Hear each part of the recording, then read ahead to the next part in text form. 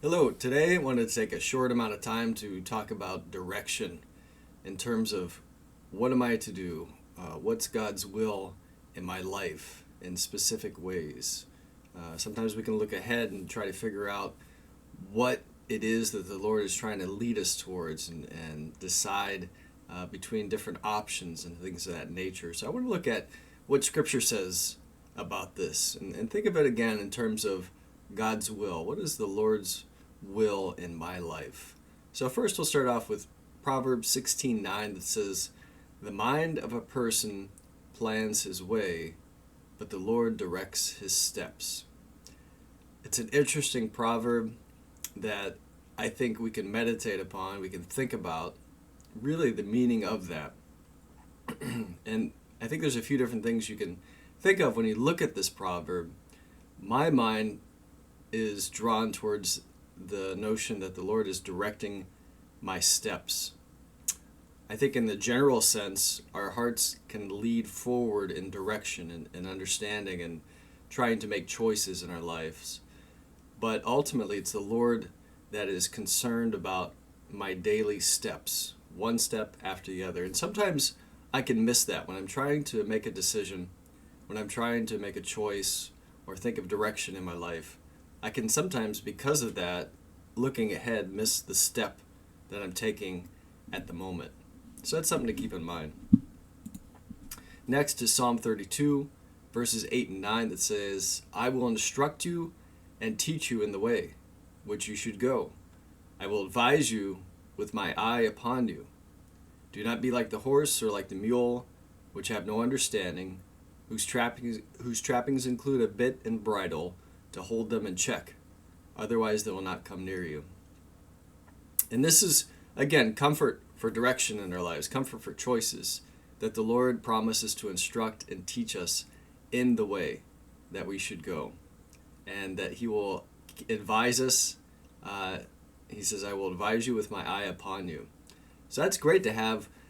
Again, we have such a limitation on our perception, on what I can understand, what I can know.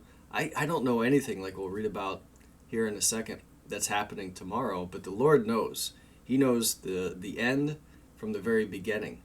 And so it's a great comfort, again, to know that and to understand that we can leverage His wisdom, His insight, His teaching in this, and that He will instruct us.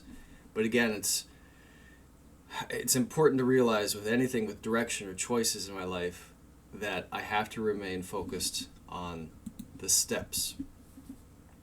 And this is what James also addresses in chapter 4, verse 13 and 14. He says, "Come now, you who say today or tomorrow we will go to such and such a city and spend a year there and engage in business and make a profit. Yet you do not know what your life will be like tomorrow, for you are just a vapor that appears for a little while and then vanishes." And so here, James is rebuking people who are engaged in business and preoccupied with doing things and making plans without understanding how the Lord's will plays into this. And he's saying, you don't know what's going to happen tomorrow. And that's true. We never know. And so, again, this is a principle when we think about direction or choices in our life that we have to keep in mind. To be focused not on tomorrow and also not in our mind saying, this is what's going to happen and I'm going to do this. But being open to the leading of the Lord, like was mentioned in Psalm 32, to say, He'll instruct me in the way that I should go, and He'll advise me with His eye upon me, rather than me in my heart ahead of time saying, I'm going to do this, I'm going to do that. This is what's going to happen. I don't know what's going to happen, and I can't possibly make a plan with that in mind. I have to understand that the Lord's going to be involved in all this decision making. And along the same lines, of course, is Matthew 6:34 that says, "Do not worry about tomorrow, for tomorrow will worry about itself. Each day has enough trouble of its own." So again, getting back to the idea of the steps being directed by the Lord. If I'm focused upon today, and the Lord is counseling me, and I'm being open and listening to His counsel for my steps today, tomorrow will take care of itself in the sense that my steps will be in the right place. I'll be led on the path that He wants me to go on. each day. And that's all I can do. And that's all he asks us to do. And that's all we need to do. Really, to make the right choice, to make the right decision in life, to follow truly the Lord's will, is to take each step faithfully under his will and under his advisement, under his eye. And in that manner, I will always arrive at the desired destination according to his will. And of course, Romans in chapter 12, verse 2, Paul addresses the will of God and knowing the will of God. And he says, and do not be conformed to this world, but be transformed by the renewing of your mind, so that you may prove what the will of God is, that which is good and acceptable and perfect. And then for the rest of the book, there's a lot of specific instances of what the will of God is, to be humble, to serve others, to be part of the body, not to think of myself more highly than I should, things of that nature.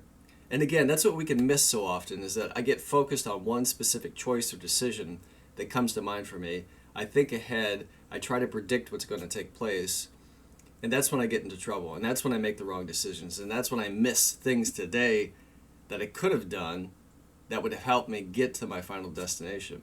I end up tripping, as we all have experienced before, when we take our eyes off of where we're walking. So we need to be, again, in the Word, being advised by the Lord, in prayer, so that we can focus on today and on what matters most. And of course, we can pray about the same thing too for direction. We can pray about specific circumstances or choices in our life. But in general, this is a wonderful prayer that Paul prays for the Colossian church in chapter 1, verse 9. He says, for this reason, also since the day we heard about it, we have not ceased praying for you and asking that you may be filled with the knowledge of his will in all spiritual wisdom and understanding.